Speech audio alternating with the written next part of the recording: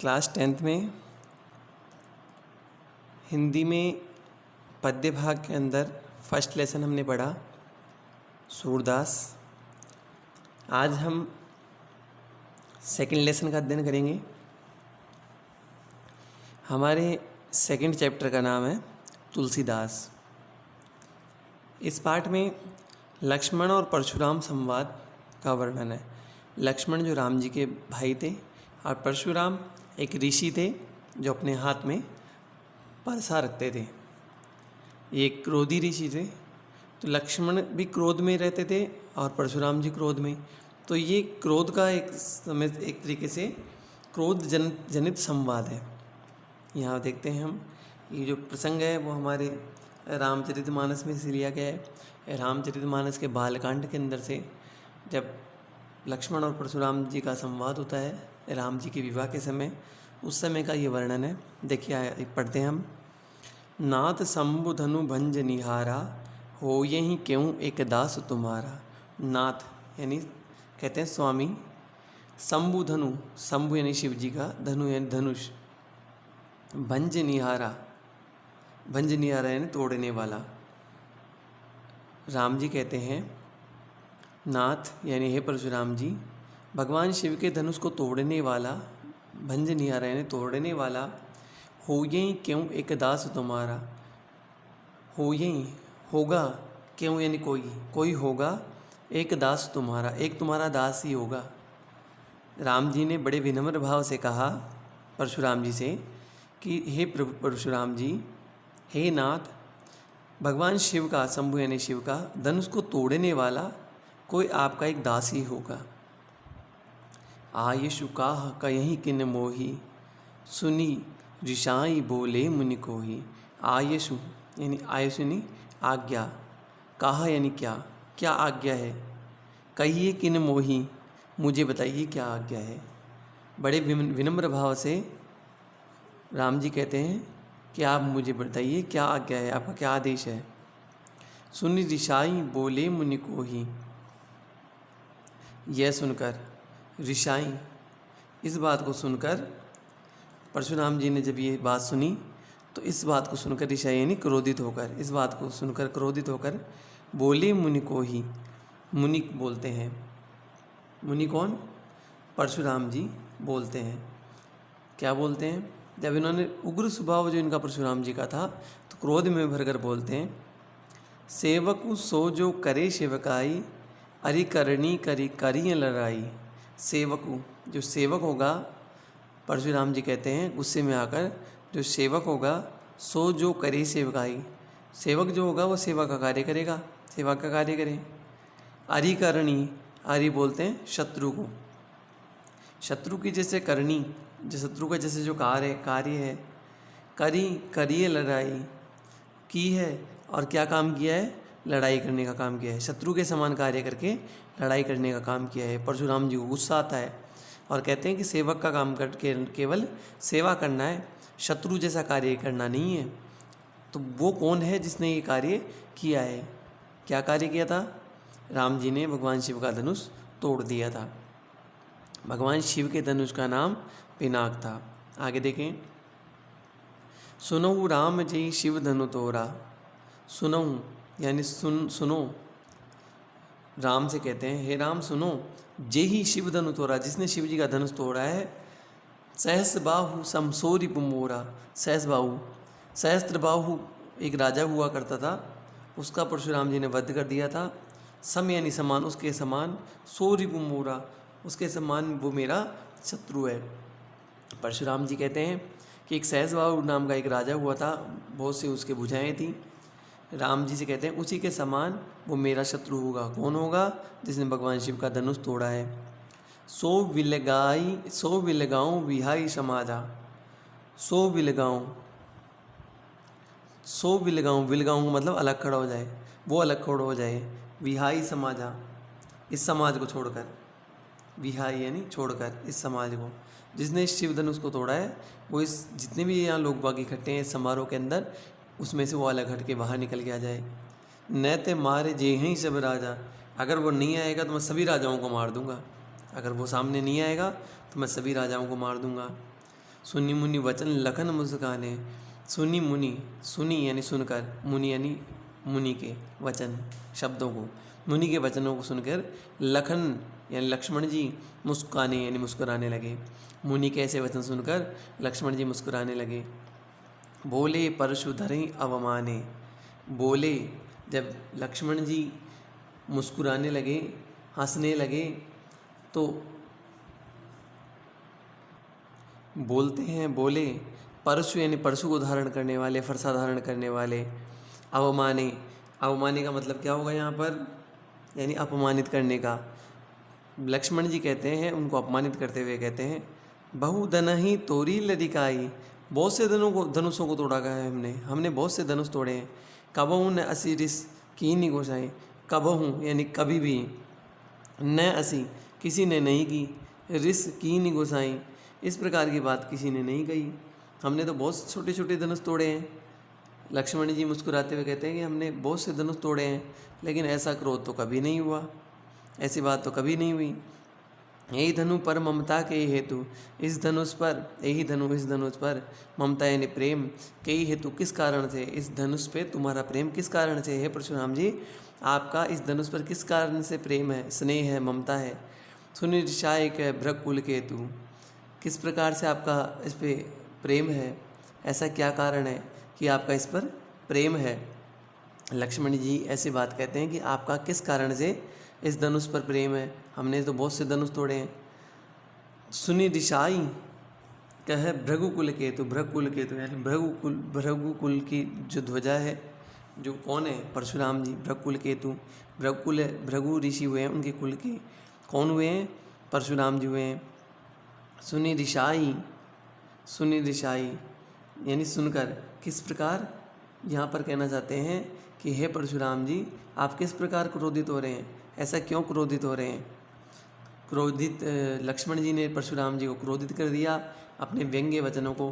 भृगु वंश की जो ध्वजा के रूप में परशुराम जी थे, परशुराम जी जो हैं उन्होंने क्रोध किया। सुनि दिशाई कह भृगकुल केतु, भृगकुल यानी भगवान परशुराम जी ने क्रोध करते हुए कहा, रे नृप बालक काल बस बोलत तो ही न समार, धनु ही शम त्रिपुरारी धनु विदित सकल संसार। रे नृप बालक, अरे बालक, परशुराम जी को गुस्सा आ गया और कहते हैं, अरे बालक, अरे राजकुमार, रे नृप बालक, नृप यानी राजा के बालक, हे राजा के बालक, काल बस, तुम काल के वशीभूत होकर बोल रहे हो। बोलत तो ही न समार, आप जो बोल रहे हो उस पर लगाम लगाओ, उसको सोचो, विचारो कि आप क्या बोल रहे हो। धनु ही शम त्रिपुरारी धनु, भगवान शिव के धनुष के समान कोई धनुष नहीं है। विदित सकल संसार, ये संसार में विदित है, ये बात सभी को पता है कि भगवान शिव के समान ऐसा प्रसिद्ध कोई भी धनुष नहीं है। यहाँ पर परशुराम जी क्रोध में आके कहते हैं कि हे लक्ष्मण, हे नृप बालक, हे राजा के पुत्र, काल के बस में होकर तुम मत बोलो, तुम काल के वशीभूत होकर मत बोलो, और बोलते समय अपनी ज़बान को संभाल कर बोलो, क्योंकि भगवान शिव का धनुष है, इसके बारे में संसार जानता है। तो आपने ये पढ़ा, इसके बाद में आपके कठिन शब्दार्थ दे रखे हैं, फिर आपके संदर्भ प्रसंग है, उसके बाद में आपकी व्याख्या और विशेष दे रखा है। यहाँ देखिए आपके विशेष के अंदर काव्यांश की भाषा साहित्यिक अवधि है। आपसे पूछ लिया जाए कि तुलसीदास जी की भाषा कौन सी है, तो आपको ध्यान रखना है अवधि है। साहित्यिक भाषा यानी साहित्य में लिखी हुई अवधि भाषा है। संपूर्ण अंश में व्यंग्यमयी शैली का प्रयोग किया गया है। व्यंग्य किया है लक्ष्मण जी ने परशुराम के ऊपर। छंद, चौपाई और दोहा है। इसमें चौपाइयाँ दे रखी थी और लास्ट में दोहा था। दोहा कौन सा था, जब हमने पढ़ा रे निम बालक काल बसे, वो दोहा था। शांत और रौद्र रस की संयुक्त योजना है। शांत रस भी है, भगवान राम शांत स्वभाव के थे, और रौद्र यानी लक्ष्मण जी और परशुराम जी क्रोध में थे, तो रौद्र रस का भी इसमें समागम हुआ है। अनुप्रास, अनुप्रास का मतलब यहाँ वर्णों की आवर्ती होती है। उपमा अलंकार, प्रशंसा की गई, उपमा दी गई है। दृष्टव्य, दृष्टव्य यानी देखा गया है, यानी अनुप्रास और उपमा अलंकार इसमें देखने को मिला है। अब हम आगे पढ़ते हैं। लखन कहा हंसी हमरे जाने, लखन ने हंसकर कहा, लक्ष्मण जी ने हंसते हुए कहा, हंसी हमरे जाने, समझ गए, जाना यानी हम समझ गए। लक्ष्मण जी ने हंसकर कहा कि हम इस बात को समझ गए। सुनो देव सब धनुष समाना, क्या कहा कि सुनो सुनो, देव सब धनुष समाना, ये जो सभी धनुष हैं वो देवताओं के समान है। यानी क्या कहना चाहते हैं कि धनुष एक जैसे ही होते हैं, अगर पुराना टूट गया तो क्या हानि है। सुनो देव, देव यानी परशुराम जी, हे देव यानी हे परशुराम जी सुनो, सब धनुष समान, सब धनुष समान होते हैं, शिव जी का हो चाहे राम जी का हो, कोई दिक्कत नहीं है, लेकिन सब समान होते हैं हमारे लिए। तो का क्षति लाभ जून धनु तोरे, का क्षति यानी क्या हानि हो गई, क्या हानि हो गई, लाभ और उससे क्या लाभ होगा, जून धनु तोड़े, जून यानी पुराना, धनु यानी धनुष तोड़ दिया, अगर हमने पुराना धनुष तोड़ दिया तो क्या हानि हो गई, जून का मतलब पुराना। देखा राम नयन के भोरे, देखा राम नयन के भोरे, तो यहाँ पर आगे कहना चाहते हैं कि राम जी ने इसे नए भ्रम में परखा है। राम जी ने तो इसको देखा था, केवल देखा है मात्र है, देखा राम नयन भरे भोरे, राम जी ने तो केवल इसकी तरफ देखा ही था, भ्रम से, भ्रम रूप से, केवल नवीन रूप से देखा था कि भाई क्या चीज़ है। छुअत टूट रघुपति ही न दोष, छुअत टूट, छूते ही टूट गया, रघुपति हूँ न दोष, रघुपति जी का, राम जी का तो कोई दोष ही नहीं है, ये तो छूते ही टूट गया। मुनि बिनु काज करही कत रोषु, हे मुनि, हे ऋषि, आप किस लिए इतना रोष कर रहे हैं, ऐसा क्या कारण है कि आपको इतना गुस्सा आ रहा है, ये तो राम जी के छूने से ही टूट गया, इसमें राम जी का तो कोई दोष ही नहीं है, इसमें क्रोध करने की तो कोई बात ही नहीं है, ये तो छूते ही टूट गया था, बिना ही कारण आप क्रोध कर रहे हैं। बोले चितई परशु की ओरा, बोले यानी बोलते हैं, कौन बोलते हैं, परशुराम जी, परशुराम जी बोलते हैं, चितई यानी देख कर, परशुराम जी कहते हैं देख कर, किसकी तरफ, परशु की ओरा, परशु की तरफ, फरसा की तरफ देख कर बोलते हैं, अपना जो अस्त्र था उनके हाथ में उसकी तरफ देख कर बोलते हैं। रे सट सुनई सुभाव न मोरा, हे मूर्ख, सट यानी मूर्ख, हे मूर्ख सुनही सुनो, स्वभाव न मोरा, तुमने मेरा स्वभाव नहीं सुना है कि मैं कैसा हूँ, मैं बहुत गुस्से में रहता हूँ, ऐसा उन्होंने बताया। किसने, परशुराम जी ने बताया। किसको बताया, लक्ष्मण जी को बताया। बालकों बोली बदऊ नहीं तो ही, बालकों बच्चे हो, बोली यानी जानकर, तुम बच्चे हो, तुम्हारा स्वभाव है, बदऊ नहीं तो ही, बदऊ यानी मारना नहीं चाहता, मैं तुम्हें मारना नहीं चाहता, क्योंकि तुम बालक हो और बालक के स्वभाव को मैं जानता हूँ कि चंचल होता है, लेकिन मैं तुम्हें इस वजह से मारना नहीं चाहता। केवल मुनि जड़ जान ही मोही, केवल, केवल यानी केवल एकमात्र, केवल मुनि जड़ जान ही मोही, मुझे तो केवल जड़ जानते हैं, जड़ यानी क्रोध की मूर्ति के रूप में जानते हैं, और मुझे क्योंकि बालक हूँ, बोली बदमू नहीं तो ही, तुम बालक हो इसलिए मैं तुम्हें मारना नहीं चाहता। केवल मुनि जड़ जान ही मोही, तुम्हें केवल मैं जड़ जानता हूँ, मूर्ख जानता हूँ कि मूर्ख हो, इसलिए तुम इतनी बकवास कर रहे हो, तुम्हें बोलने की तरीका नहीं है कि ऋषि से किस प्रकार से बात करते हैं। बाल ब्रह्मचारी अति को ही, मैं बाल ब्रह्मचारी हूँ, कौन कहता है, परशुराम जी कहते हैं। और कैसा हूँ, अति को ही, अत्यधिक क्रोधी हूँ, मैं बाल ब्रह्मचारी हूँ और अत्यधिक क्रोधी हूँ, बहुत गुस्सा आता है। विश्व विदित क्षत्रिय कुलद्रोही, विश्व विदित यानी संसार को पता है, विदित है जानते हैं संसार वाले, क्षत्रिय कुलद्रोही, और क्षत्रिय कुल का मैं द्रोही हूँ, क्षत्रिय कुल को मैं छोड़ता नहीं हूँ, मारता हूँ। भुजबल भूमि भूप बिनुकीनी, भुजबल यानी अपनी भुजाओं के बल पर, भूमि को भूप बिनुकीनी, राजाओं के बिना कर दिया, क्षत्रिय राजाओं को, अच्छे अच्छे राजाओं को मैंने धूल चढ़ा दी, बहुत से राजाओं को मैंने मार दिया। विपुल बार मही देवन दीनी, अनेक बार, विपुल बार, विपुल बार यानी अनेक बार, मही देवन दीनी, विपुल बार यानी अनेक बार मैंने ब्राह्मणों को, मही यानी मही देवन, मही यानी भूमि, देवन यानी देवता, भूमि की जो देवता है उनको दे दी मैंने, राजाओं को मार के ब्राह्मणों को दान में दे दी मैंने। क्या चीज़, भूमि, किसने दी, परशुराम जी ने। ये बात परशुराम जी लक्ष्मण जी को समझा रहे हैं कि तुम्हें गुस्सा नहीं करना चाहिए, तुम्हें शैतानी नहीं करनी चाहिए, तुम मुझे जानते नहीं हो कि मैं बाल ब्रह्मचारी हूँ, अत्यधिक क्रोधी हूँ, मैंने बहुत से क्षत्रिय राजाओं को मारा और भूमि को राजाओं से हीन कर दिया, यानी राजाओं, समस्त राजाओं को मैंने मार दिया, और ये जो भूमि थी मैंने ब्राह्मणों को दे दी। सहस बाहु भुज छेद निहारा, सहस यानी अनेक प्रकार की भुजाओं, सहस बाहु अत्यधिक भुजाओं, भुज छेद निहारा, भुज छेद निहारा यानी यह क्या कहना चाहते हैं, यानी मैंने बहुत सी भुजाओं को काटा है, बहुत से राजाओं की भुजाओं को काटा है। परशु विलोक महीप को मारा। इस परशु को देख लो, ये वही परशु है जिन्होंने अनेक राजाओं को मारा। विलोक यानी देखो, महीप को मारा, महीप यानी राजा के पुत्र। ये देख लो सभी कि ये वही परशु है जिन्होंने अनेक राजाओं की शस्त्र सिर को उसकी धड़ से अलग कर दिया इस शस्त्र के माध्यम से। मातु पितही जन सोच बस है। मातु पितही, माता और पिता सोच में हो जाते हैं, दुखी हो जाते हैं। करसी महिष किशोर, यहाँ कहना चाहते हैं राजा के पुत्र, जो राजा का जो पुत्र होता है उसके बारे में सोच के बहुत दुखी हो जाते हैं। माता पिता अत्यधिक सोच करते हैं अपने राजकुमार को लेकर कि गर्भन के अर्भक दलन, गर्भक गर्भ में जो स्थित है, अर्भक यानी भ्रूण जो बच्चा है, दलन नष्ट कर दिया जाता है। गर्भ के अंदर ही अगर बच्चे को नष्ट कर दिया जाता है। परशु मोर अति घोर, ये मेरा अत्यधिक भयंकर परशु है जो गर्भ के अंदर ही बच्चे को नष्ट कर सकता है। इतनी शक्ति है इसके अंदर। तो माता पिता को तो वैसे ही चिंता हो जाती है कि हमारा पुत्र कहीं गर्भ में नहीं मर जाए, क्योंकि उनका परशु पर चल गया, परशुराम जी का अगर परशु चल गया तो गर्भ के अंदर ही मृत्यु हो जाएगी। आपके पास में शब्दार्थ दे रखे हैं, संदर्भ है, व्याख्या है आपके पास में, उसके बाद में विशेष है। आगे देखिए इसमें, वीहसी लखनऊ बोले मृदुबानी। वीहसी यानी हंसकर, लखनऊ यानी लखन जी, लक्ष्मण जी, बोले मृदुबानी, और मृदुबानी बोलते हैं, मीठी वाणी बोलते हैं, कोमल वाणी बोलते हैं।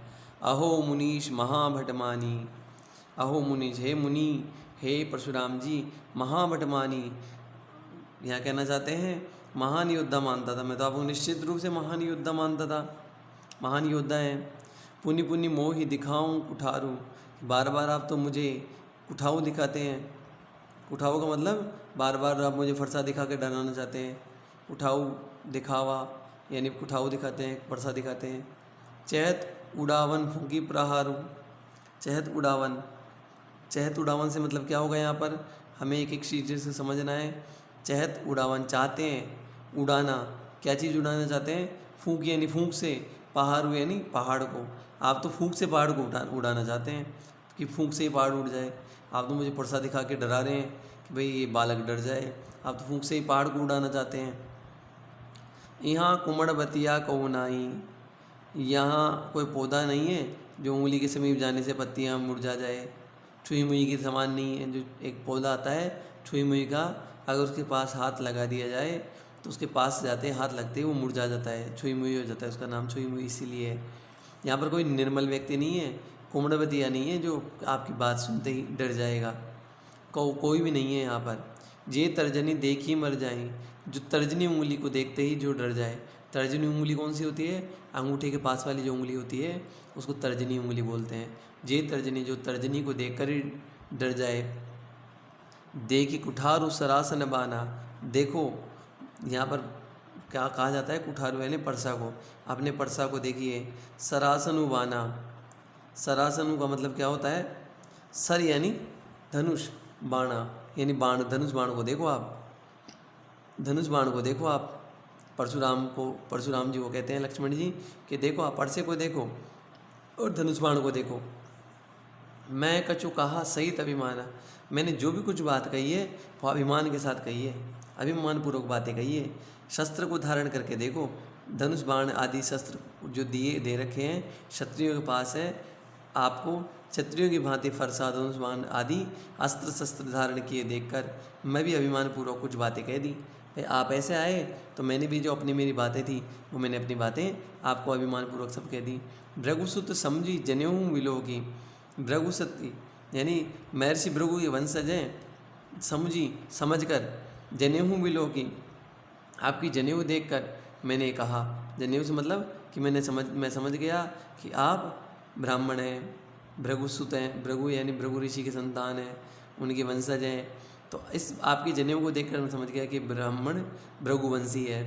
जो कुछ कहूँ सकऊँ रिस रोकी, जो भी कुछ कहा है मैंने समझ, आपको परशुराम जी का वंशज समझ कर ये बात कही है। जो भी मैंने कही है, जो कुछ कहूँ, जो भी कुछ कही है, सयूँ रिस रोकी, सयूँ रिस रोकी से क्या तात्पर्य होगा यहाँ पर, सयूँ सहन कर रहा हूँ, ऋषि यानी क्रोध को, रोकी क्रोध को रोककर, मैं अपने क्रोध को रोककर सारी बातें सहन कर रहा हूँ। भाई आप ब्राह्मण हैं इस वजह से मैं भी शांत हूँ। सुर मई सुर हरिजन अरु गाऊँ, सुर यानी देवता, महिषुर यानी ब्राह्मण, देवता ब्राह्मण, हरिजन यानी भगवान के भक्त जो होते हैं, अरुगाई और गाय। हमरे कुल इन पर न सुराई, हमारा जो कुल है, हमारी जो वंश परंपरा है, इनको नहीं मारते हैं, इनको मारने से पाप लगता है। यानी देवताओं की जो पूजा करते हैं, ब्राह्मण है, भगवान के भक्त जो है, और गाय, इन पर हम वार नहीं करते। आप ब्राह्मण हैं इसलिए हम आप पर वार नहीं कर रहे हैं। हमारे कुल में ऐसी रीति है कि हम ऐसा कार्य नहीं करते हैं, इन पर शूरवीरता हम नहीं दिखाते हैं। बंदे पापु अपकीरति हारे, बंदे पापु, बंदे हैं मारने से, अपकीर्ति होती है, अपयश फैलता है, पाप लगता है। इस वजह से हम शांत हैं, क्योंकि इनको मारने से पाप लगता है, और ये हार जाने पर अपयश मिलता है। जब ये इनसे हार जाते हैं तो अपयश मिलता है। यानी ब्राह्मणों को और गाय को इनको मारते हैं तो पाप लगता है, और इनसे हार जाते हैं तो अपयश लगता है।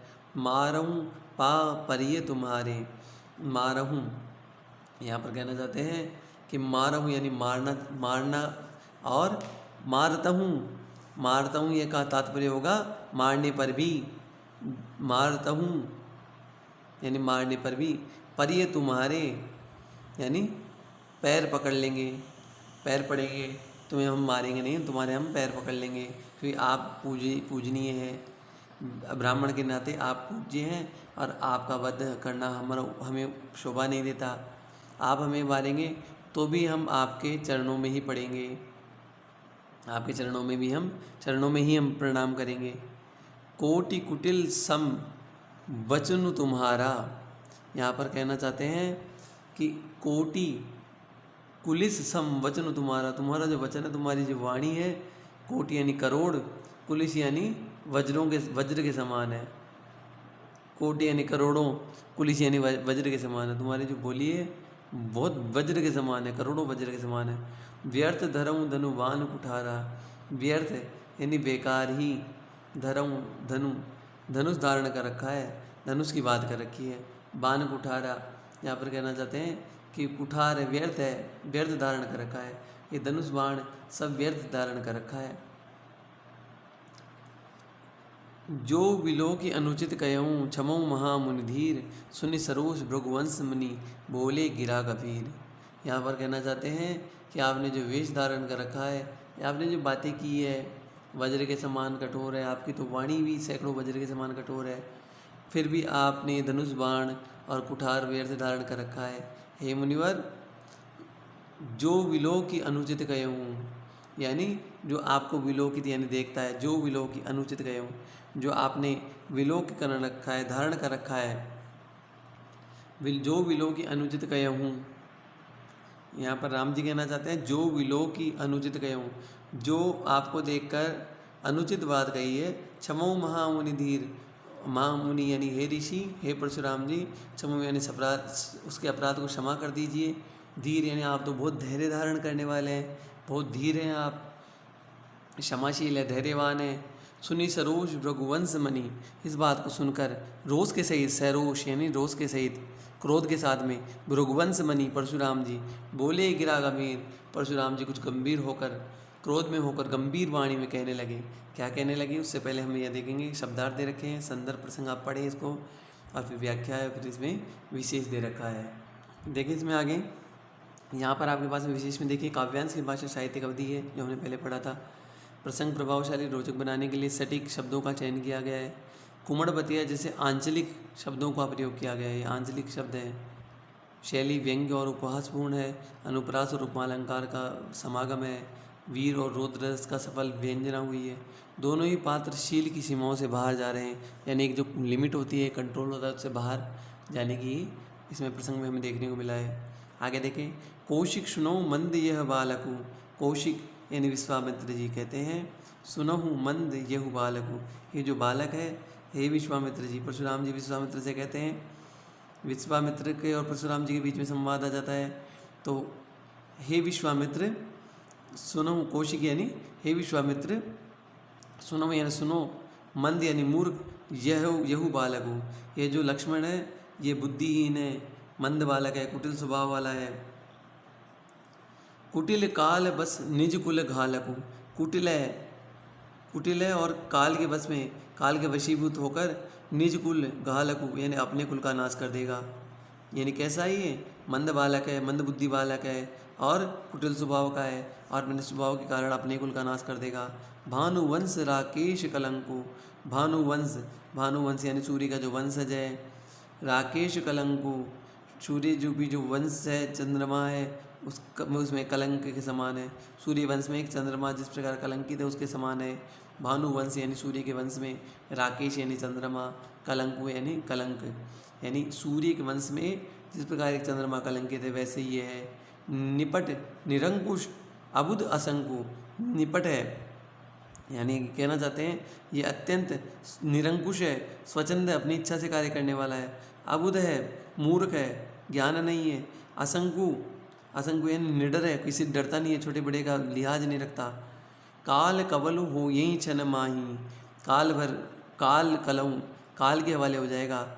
क्षण माही थोड़े ही समय में, क्षण भर में मेरे हाथों ये मारा जाएगा। कहूँ पुकारी खोरी मोहि नाही। मैं पुकार कर रहा हूँ फिर मुझे दोष मत देना। कहूँ पुकार के कह रहा हूँ, खोरी मोहि नाही, मुझे फिर दोष मत देना। खोरी यानी दोष मत देना। तुम हट कहूँ जो चहूँ उबारा, यानी कहना चाहते हैं आप इसे बचाना चाहते हैं। तुम हट कहूँ जो चहूँ उबारा, यहाँ पर कहना चाहते हैं रोक लो, आप चाहो तो इसे रोक लो। अगर आप चाहते हो कि इसे हम बचा सकें तो आप चाहो तो इसे रोक सकते हो। कहीं प्रताप बल रोष है हमारा, और कह दो, इसको बता दो कि हमारा प्रताप कैसा है, हमारी वीरता कैसी है, हमारा बल कैसा है और हमारा क्रोध कैसा है। इससे आप इससे परिचित करा दीजिए, परिचय दे दीजिए। लखन कयूँ मुनि सुजस तुम्हारा। लक्ष्मण जी इस बात को सुनकर लक्ष्मण जी ने मुनिवर कहा, कयूँ मुनि से कहते हैं, सुजसु तुम्हारा, आपकी प्रशंसा हमने खूब सुनी, आपका यश वर्णन हमने खूब सुना है, अच्छी तरह जानते हैं। तुम्हें अछत को वर्णे पारा। लक्ष्मण जी कहते हैं हम आपकी प्रशंसा खूब जानते हैं। तुम्हें अछत को वर्णे पारा, जो अच्छी प्रकार से कर सकता है आपके यश का वर्णन, आपके रहते हुए आपके यश का वर्णन और कौन अच्छी तरह कर सकता है। तुम्हें अछत को वर्णे पारा, तुम्हें यानी आपके अछत को वर्णे पारा, अपने यश को कौन वर्णन कर सकता है। जब आप कह रहे हैं अपने मुंह से तो कौन वर्णन कर सकता है। अपने मुख तुम आपनी करनी, अपने मुख से तुम अपनी बड़ाई कर रहे हो। बार अनेक बात दिभो वर्णी, और अनेक बार इस बात को बता रहे हो कि मैंने क्या किया। आपको संतोष नहीं है फिर इतना खर्च करने पर भी। नहीं संतोष तब पुनी कछु ना कहूँ, आपको संतोष नहीं है बिल्कुल भी इसमें। अगर संतोष नहीं है और भी कुछ है तो कुछ कहिए, इसके अलावा कोई बात बच गई है। जनि ऋषि रोग दुसऊँ दुख सहऊँ, आप अपने मन में क्रोध को दबाकर अत्यंत असहनीय दुख में मत रहिए। आपको जो भी कुछ कहना है उसको कह दीजिए। जनि ऋषि रोगी, इसको रोक के मत रखो। दुसऊँ अत्यंत कठिन, दुख सहऊँ, दुख को आपने जो सहन कर रहे हैं उसको आप रोक के मत रखो। वीर व्रति तुम धीर अछोभा, हे शूरवीर, किसके लिए कहते हैं? परशुराम जी के लिए कह रहे हैं। तुम धीर अछोभा, क्रोध करने से, यानी यहाँ पर अछोभा का मतलब होता है क्रोध करना, यानी हे वीर आपको शोभा नहीं देता।